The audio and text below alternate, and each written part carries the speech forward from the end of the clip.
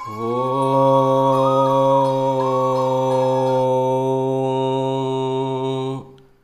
గురుర్బ్రహ్మా గురుర్విష్ణుః గురుర్దేవో మహేశ్వరః గురు సాక్షాత్ పరబ్రహ్మ తస్మై శ్రీ గురవే నమః. స్థాపకాయ చ ధర్మస్య సర్వధర్మస్వరూపిణే అవతారవరిష్టాయ శ్రీ తత్వానందస్వామినే నమః. ప్రియ ఆత్మబంధువులారా, మనందరికీ అప్పుడప్పుడు ఒక సందేహం వస్తూ ఉంటుంది. శరీరం బలమైందా, మనస్సు బలమైందా అని. నిజానికి మనం అనుకుంటాం బలం అంటే శరీరానికి సంబంధించింది అని. అందుకనే శరీరంతో వాకింగ్ చేస్తాము, జాగింగ్ చేస్తాము, యోగా చేస్తాము, ఇంకా అనేక రకాల వ్యాయామాలు కూడా చేస్తూ ఉంటాం. అయితే శరీరము మనస్సు అనే ఈ రెండిటిలో ఏది బలమైందైతే దానికి వ్యాయామం కూడా కావాలి. ఈ విషయంలో మనసు యొక్క బలాన్ని మనం అంచనా వేయలేకపోతూ ఉన్నాం.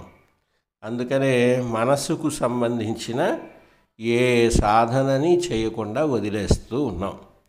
ఎవరైతే మనసు యొక్క బలాన్ని గుర్తిస్తారో మనస్సుకు సరైన ఆహారాన్ని ఇస్తారు, మనస్సుతో సరైన వ్యాయామము చేయిస్తారు.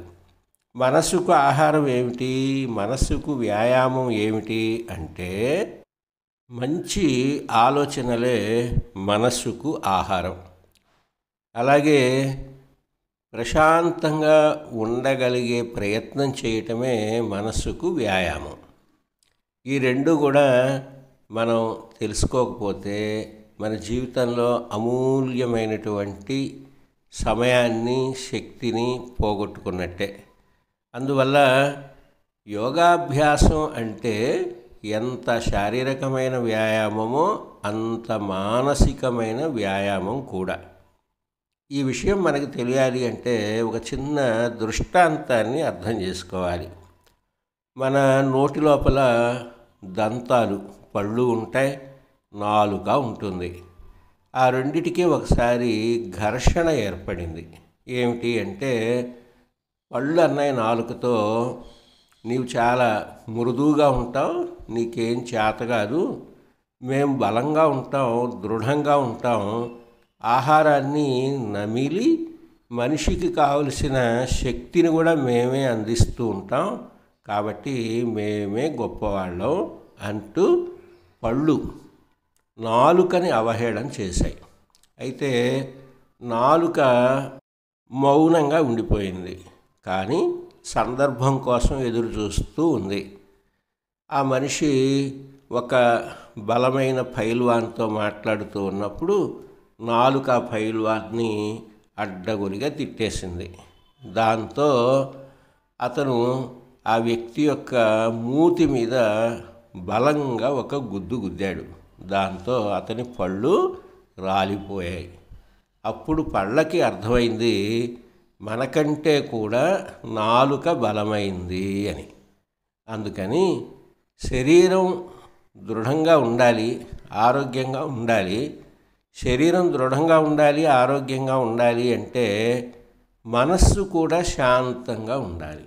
అందుకనే ఉపనిషత్తులు కూడా మన ఏవ మనుష్యాణం కారణం బంధమోక్షయోః,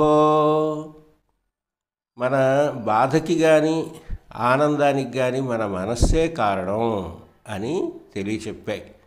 అయితే మనం మనస్సుతోటి అనవసరమైన విషయాలు ఆలోచిస్తూ ఉంటాం, కాలాన్ని వృధా చేస్తూ ఉంటాం.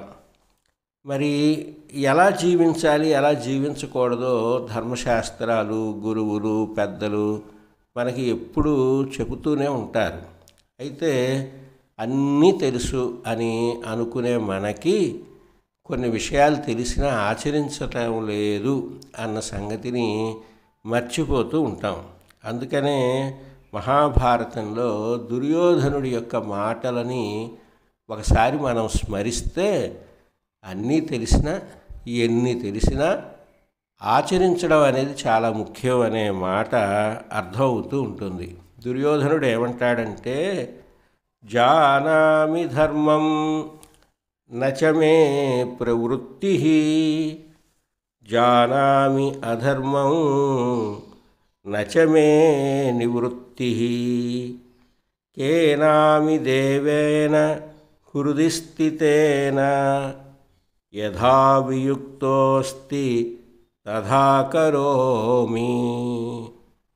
అంటే నాకు ధర్మం ఏదో అధర్మం ఏదో తెలుసు, కానీ ధర్మం తెలిసిన ధర్మయుక్తంగా నేను ఉండడం లేదు, జీవించలేను.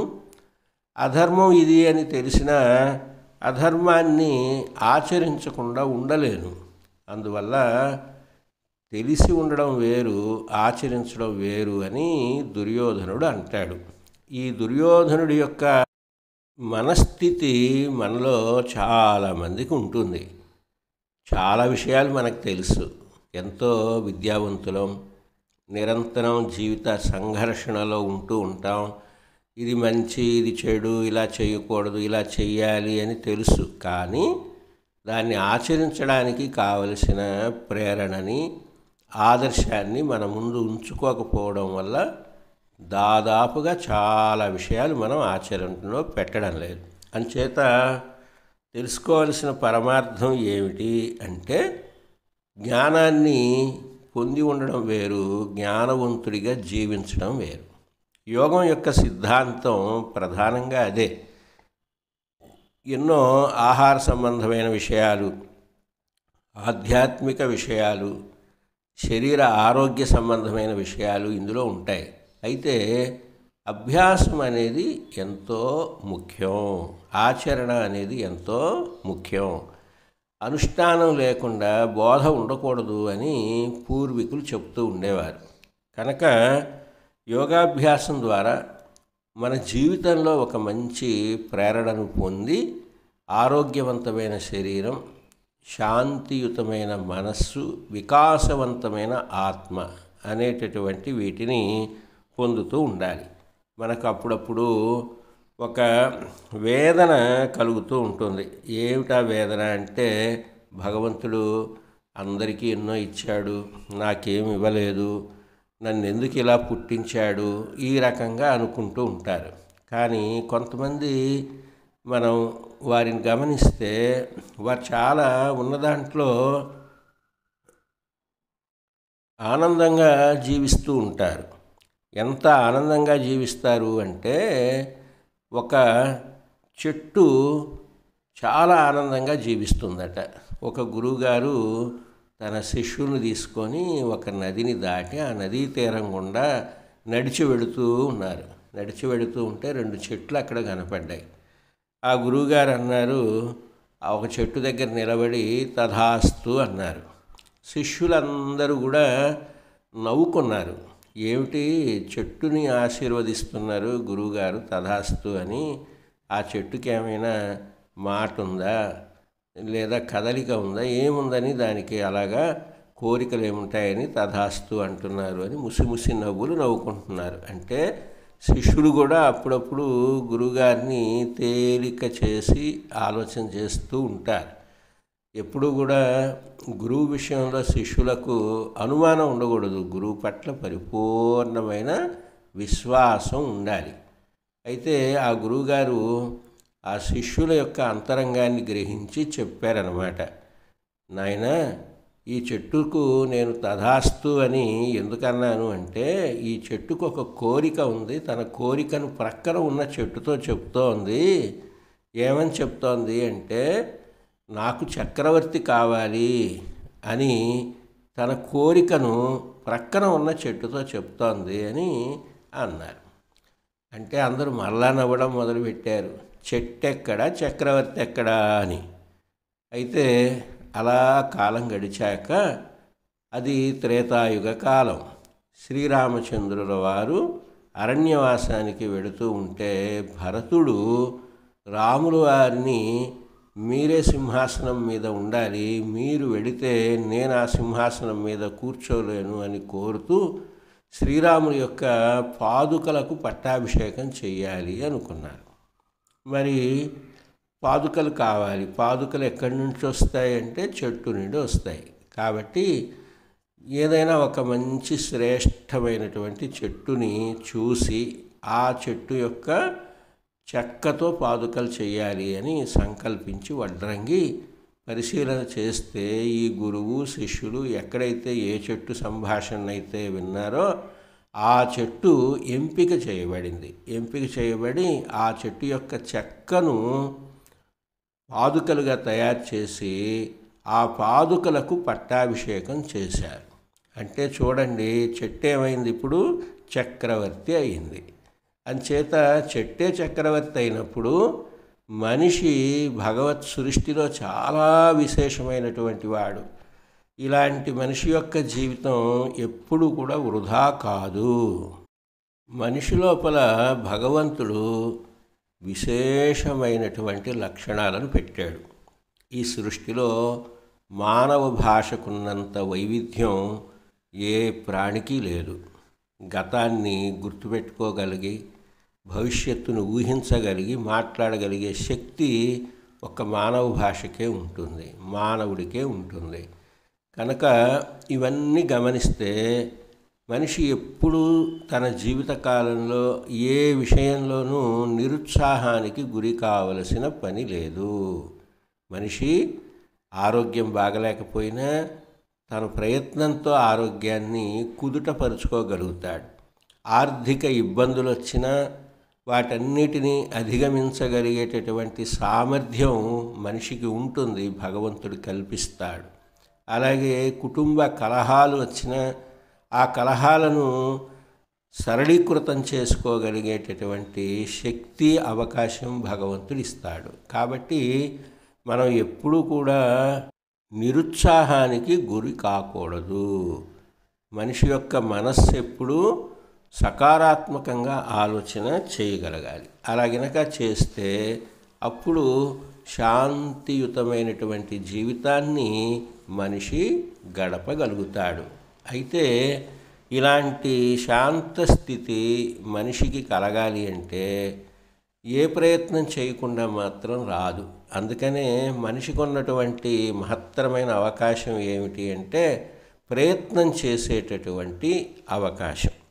ప్రయత్నం ద్వారానే అన్నీ చేకూరుతాయి. అందుకనే అనభ్యాసే విషం విద్యా, అజీర్ణే భోజనం విషం, విషం సభాదరిద్రస్య వృద్ధస్య తరుణీ విషం అన్నారు. అంటే అభ్యాసం చేయకపోతే ఇప్పుడు ఎంత విద్య వచ్చినప్పటికీ కూడా ఆ విద్య విషమిస్తుంది, అంటే కనుమరుగైపోతుంది, ఏమీ ఉండదు మన దగ్గర. ఆకలి లేని వాడికి ఆహారం పెడితే ఆ ఆకలి లేకుండా అరగకుండా తిన్నటువంటి ఆహారమే విషంగా మారిపోతుంది. అట్లాగే అభ్యాసం చేయకపోతే ఏ విద్య వంట పట్టదు. కనుక ఆసన ప్రాణాయామాలు, ధ్యానం, గురువచన శ్రవణం, ఆచరణ అనేటటువంటి ఈ 4 అంశాలు గనక మనసులో పెట్టుకున్నట్లయితే తప్పకుండా మనం అనుకున్న విధంగా ఆనందప్రదమైన జీవితాన్ని గడపగలుగుతాం. అలా గడపాలి అంటే కొన్ని విషయాలని మనం మన నిత్య జీవితంలో అమలు చేస్తూ ఉండాలి. మన వాళ్ళు అంటారు కదా, అతి సర్వత్ర వర్జయేత్ అని. అంటే ఏది కూడా అతిగా చేయొద్దు, నిదానమే ప్రధానము. ప్రశాంతంగా చేస్తూ ఉంటే అది ఆచరణలోకి వచ్చేస్తుంది. అందుకే అతిగా మాట్లాడితే ఆ మనిషి గౌరవాన్ని కోల్పోతాడు. అతిగా ఆశపడితే మనిషి సంతోషకరమైన జీవితాన్ని గడపలేడు. అట్లాగే అతిగా ఆలోచన చేస్తూ ఉంటే ప్రశాంతమైన జీవితం భ్రష్టమైపోతూ ఉంటుంది. అంతేకాకుండా దేన్నైనా సరే అతిగా కనుక ఇష్టపడితే మనం ఆ ఇష్టపడ్డదాన్ని కోరతాం కనుక మనం విలువలు కూడా కోల్పోతాం. అట్లాగే ఏ విషయంలోనూ అతి అనేది వద్దు, మితం అనేది ముద్దు అని గ్రహించాలి. అందుకనే భగవద్గీత కూడా మనకి యుక్తాహార విహారస్య యుక్తచేష్టస్య కర్మసు యుక్తస్వప్నావబోధస్య యోగో భవతి దుఃఖః. యుక్తమైన ఆహారం, యుక్తమైన నిద్ర మెలకువ, యుక్తమైన కర్మాచరణ అనేది ఎవరైతే చేస్తారో వారికి యోగం సిద్ధిస్తుంది అన్నారు. అంచేత అతి అనేదాన్ని మన జీవితంలో నుంచి నిష్క్రమింపచేసి మధ్య మార్గంలో సుఖంగా ఆనందంగా ప్రయాణిస్తే జీవితం సంతోషదాయకంగా ఉంటుంది. ఇది యోగం ఇచ్చేటటువంటి అమూల్యమైన సందేశం. ఓం సర్వే జనాః సుఖినో భవంతు, లోకాః సమస్తాః సుఖినో భవంతు. ఓం శాంతి శాంతి శాంతి. హరి ఓం.